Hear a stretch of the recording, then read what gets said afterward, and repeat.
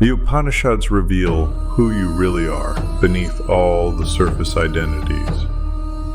This knowledge is transformational. I am that, thou art that, all this is that. Your true identity transcends all temporary roles and labels. You are consciousness itself. Don't let temporary identities define your permanent worth. The man who knows his true nature becomes unshakable. Are you living from your true self or your false identities? Know yourself and be free.